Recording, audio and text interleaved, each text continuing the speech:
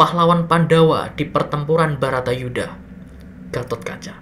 Halo teman-teman, selamat datang di channel Mari Berkarya. Pada kesempatan kali ini aku akan share 5 teknik promosi untuk menarik pelanggan bagi brand baru.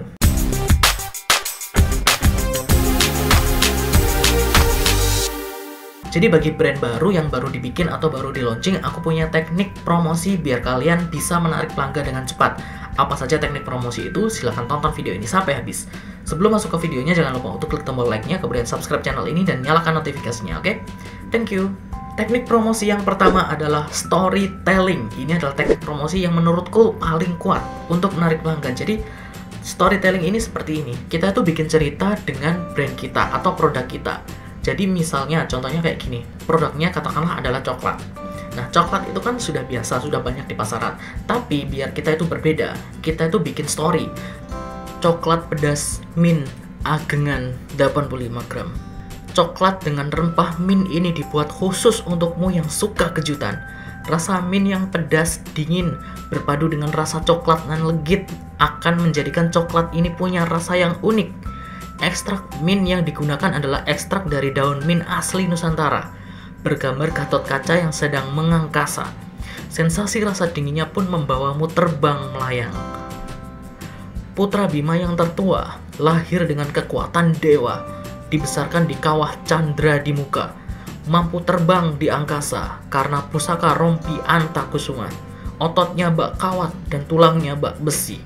Pahlawan kecintaan para dewa karena membebaskan kahyangan dari malapetaka Patih Sekipu. Pahlawan Pandawa di pertempuran Baratayuda, Gatotkaca. Storytelling ini ditujukan biar orang itu lebih tertarik, lebih interest ke story-nya, kemudian baru mereka beli produknya. Atau kalian bisa juga bikin misalnya katakanlah kue untuk anak-anak skripsi. Misalnya target kalian adalah anak-anak skripsi. Nah, kalian bisa bikin kue dengan cerita anak-anak skripsi. Misalnya kue ini adalah kue kue bla bla bla. Bla bla blanya itu diisi judul skripsi. Misalnya hubungan antara manusia dengan apa kayak gitu. Nah, jadi namanya itu panjang, kue hubungan manusia dengan kayak gitu.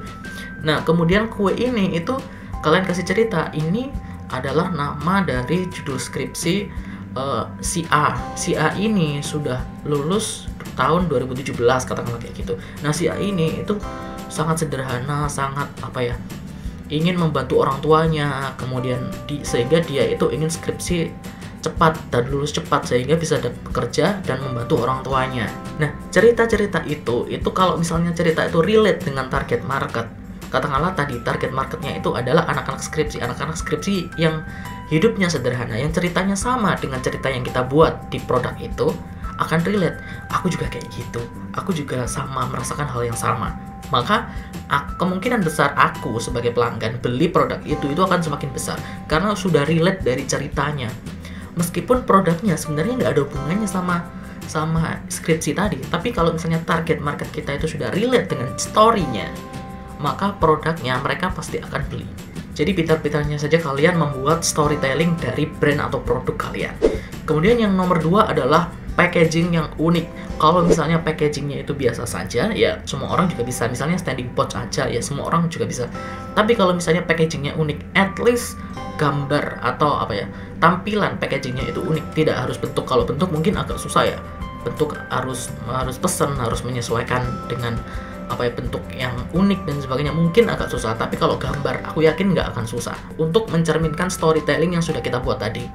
Terus misalnya roti skripsi tadi, kita bikin rotinya itu dibungkus biasa atau bungkusnya itu kita buat sedemikian rupa sehingga menyerupai buku skripsi. Kita bisa buat kayak gitu. Jadi seolah-olah buku itu atau roti itu atau produk itu mencerminkan skripsi.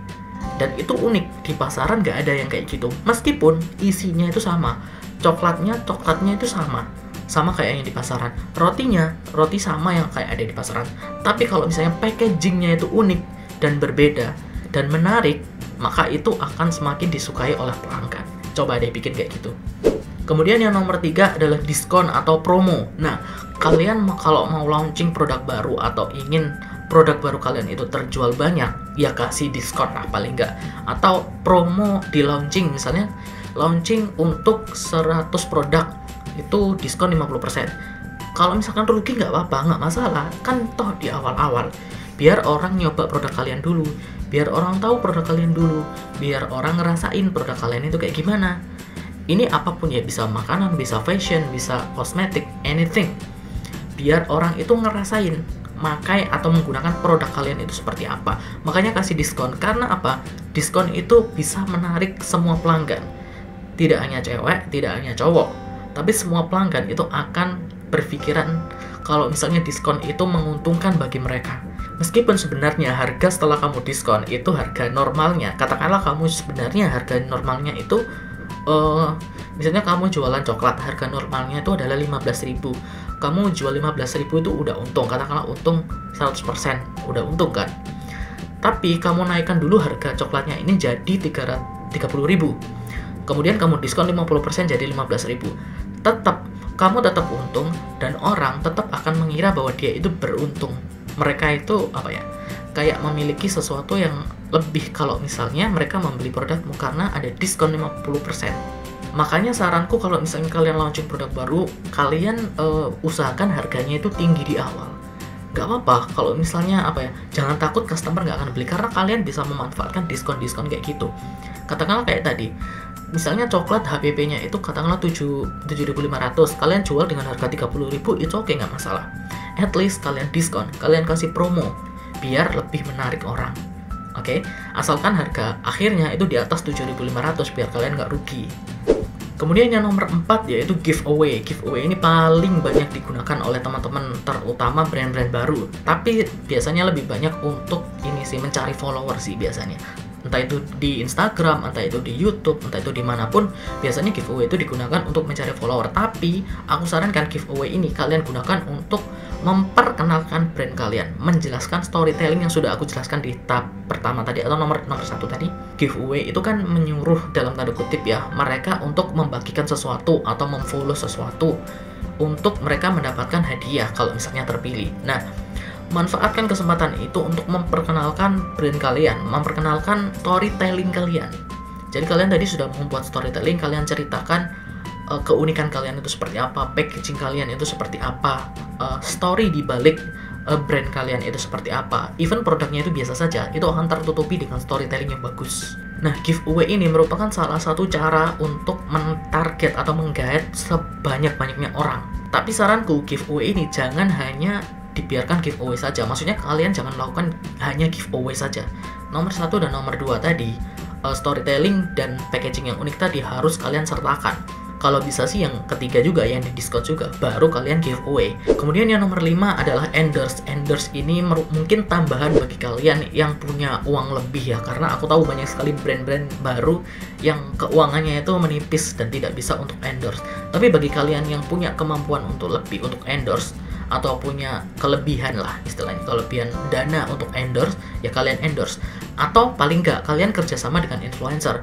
Jadi tidak harus uang yang kalian berikan. Misalnya kalian punya produk yang value-nya itu tinggi, harganya itu tinggi, ya kalian berikan aja produk kalian ke influencer biar mereka yang review produknya, biar mereka yang memasarkan atau mempromosikan produknya. Tapi ingat ya, nomor 1 storytelling dan nomor 2 keunikan kemasan itu harus kalian tambahkan dulu, harus kalian bikin dulu sebelum kalian promosi yang lainnya.